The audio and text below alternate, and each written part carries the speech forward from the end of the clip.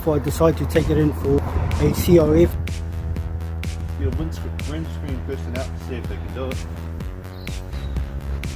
What sort of grease are you using?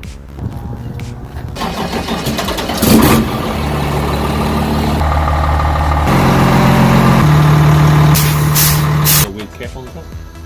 Your back tower, so it's that dark. But no, I couldn't see anything. I'll put shadow over it. Oh, you could try running down them. They don't have favours. Your roof rock on top, the middle one and this one on this side doesn't work. Fifth wheel needs a cert, tail lights are too dark. The shock bushings. These are new. This side and here's one out and there's a back on the back here. I'll show you all the grease points before I go as well. Mainly the spring-eyed bushes are going to be a mongrel to sort out.